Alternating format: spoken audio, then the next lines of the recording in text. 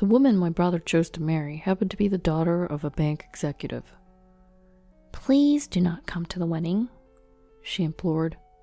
She despised me, a high school dropout working in construction. My brother's the only family I have, yet she threatened to cancel the marriage if I attended. "Please do not interfere any further," she pleaded. Wanting my brother to be happy, I had no choice but to accept her request.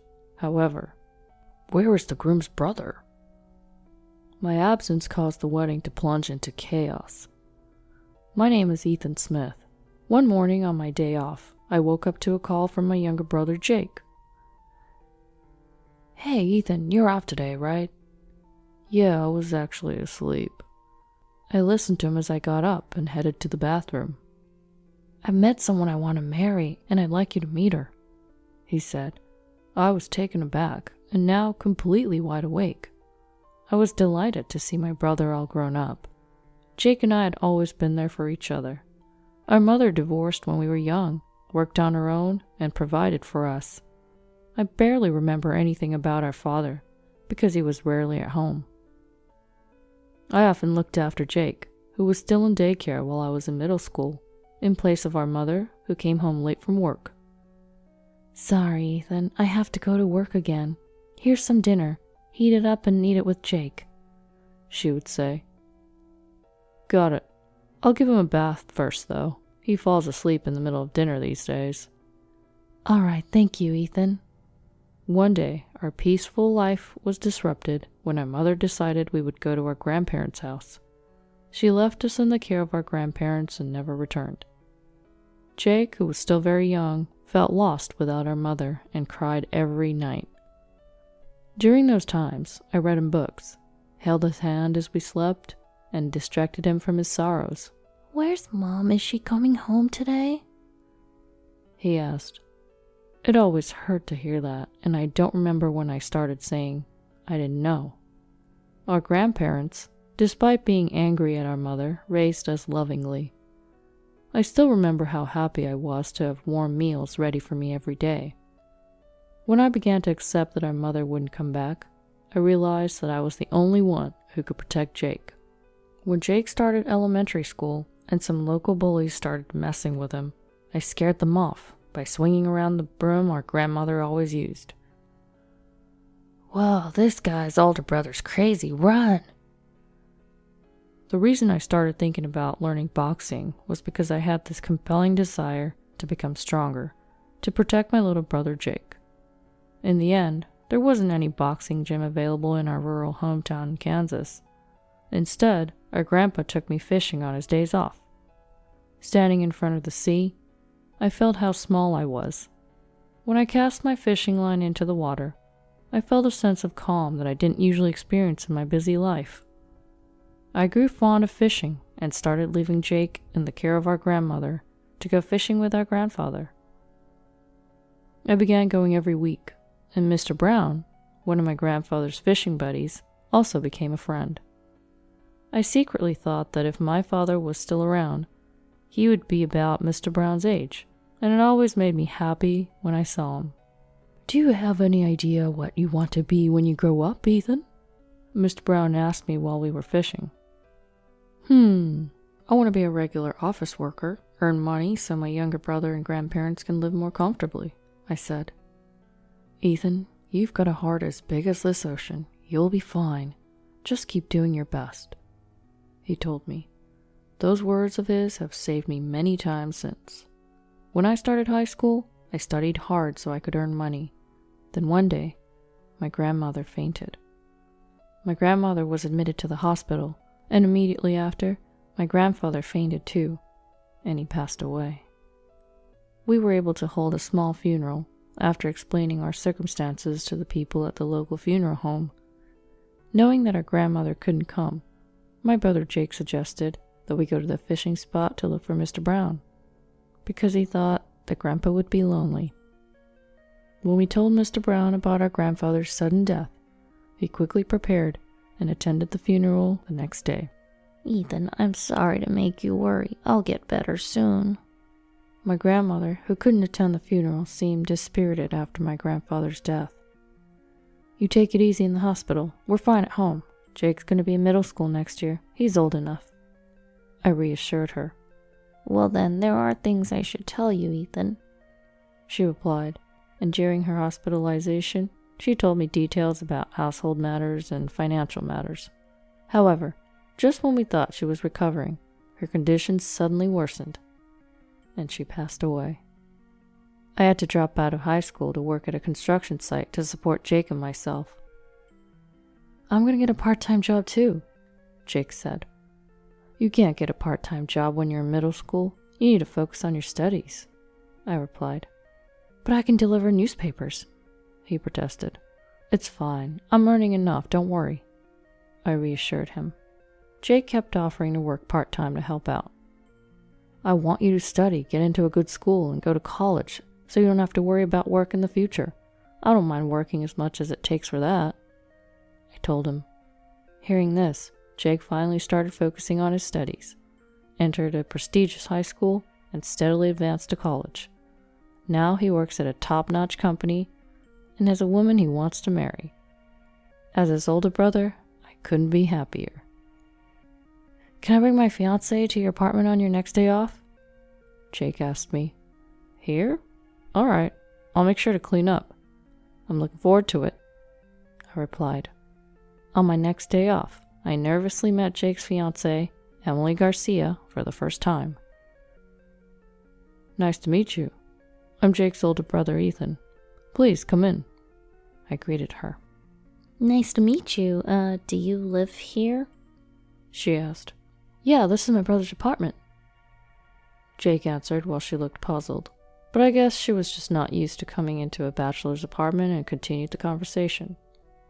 Yes, sorry it's so cramped. I work at a construction site and usually only come home to sleep, so I don't mind the small space. I never thought Jake would bring his girlfriend here, I said. I met Emily through a client and we're planning to get engaged soon, Jake revealed. Seeing my brother so confident, I was sincerely happy about their engagement. Emily, maybe due to her quiet personality, didn't say much, and just kept giving an awkward smile. She must be from a wealthy family. While we were talking, Jake's phone rang. Sorry, it's a work call, he said, and after he left the room, Emily finally spoke. You said you work at a construction site, Ethan. Which college did you graduate from? She asked. Actually, I started working after my grandparents died, and I had to take care of Jake like a parent. I dropped out of high school, I explained. So you didn't finish high school? She asked. Correct. Unlike Jake, I never liked studying much, and I've been doing the same job since then, I said. I didn't know that Jake's brother dropped out of high school, she said with an audible sigh of disappointment. I don't regret giving up on my education even now. But having experienced the harsh reality of how society doesn't accept me as a high school dropout, I suddenly felt anxious about whether I might end up causing trouble for my brother. I assumed, Ethan, that you must have some prestigious profession since Jake is so accomplished, but it seems I was mistaken, she said. A prestigious profession.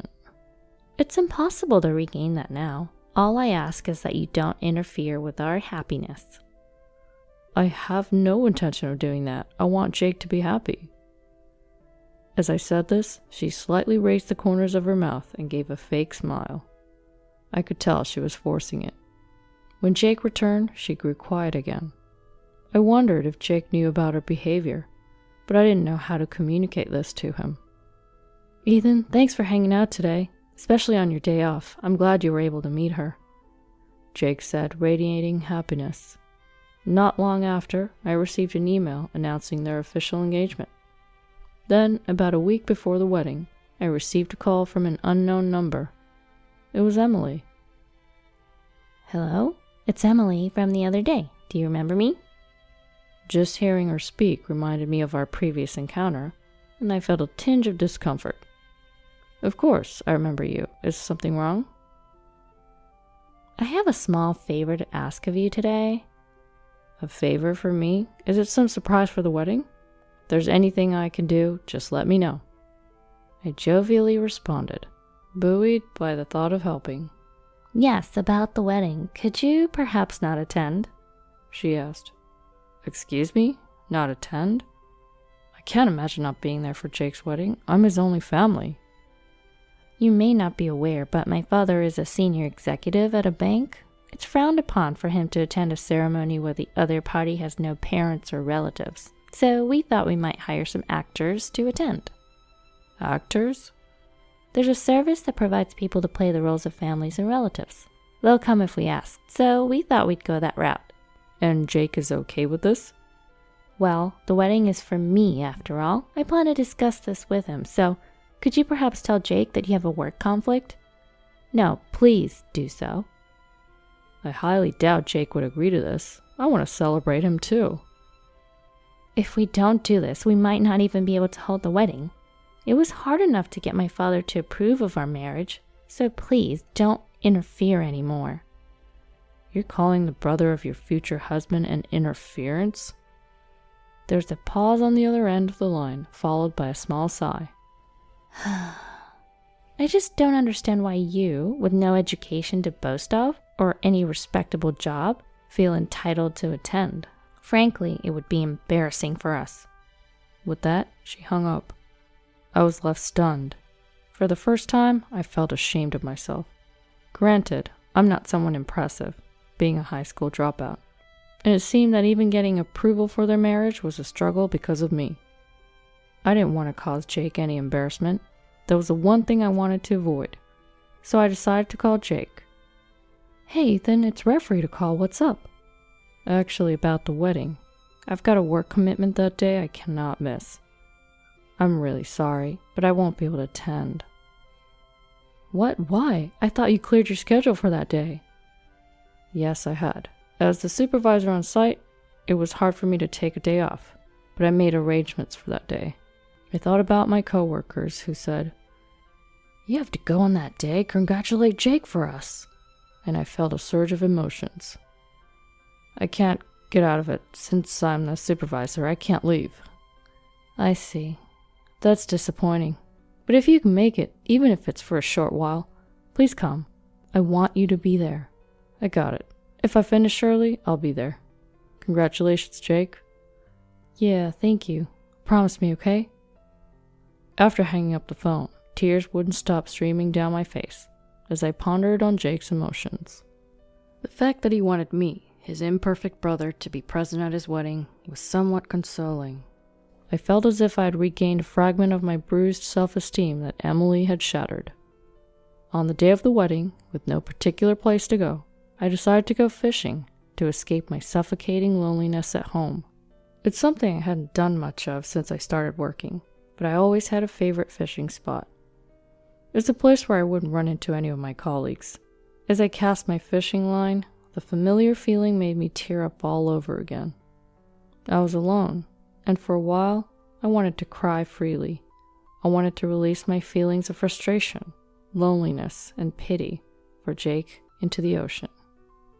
After having a good cry, I suddenly sensed a presence. When I turned around, I recognized a figure standing with a fishing rod. "Oh, Mr. Brown?" I quickly wiped my tears with my sleeve and turned around again. Mr. Brown was wearing a nostalgic smile. "Ethan, it's been a while since you've come here. What makes you look so sad?" "Ha, you are observant as ever." Embarrassed that he'd seen me crying, I told Mr. Brown everything about why I couldn't attend the wedding, laughing and crying as I did so. If anyone could soothe my turbulent heart, it would be Mr. Brown. I had such a hunch. "That's harsh, Ethan. You're an admirable man. There's no reason to feel ashamed. I know that better than anyone else." Stop making me cry. "Hey, Ethan, do you think this is the place to be crying?"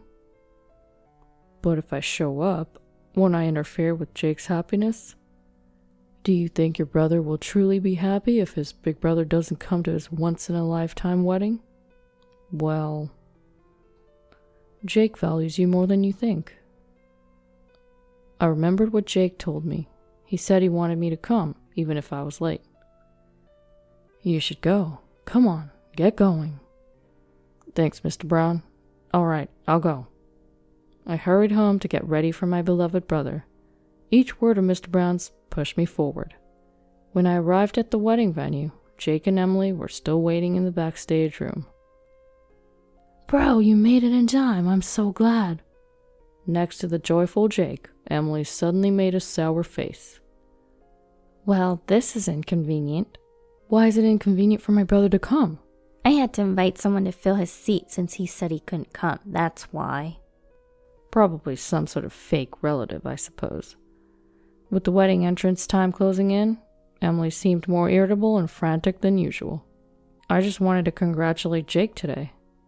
When I said this to Emily, she finally blew up.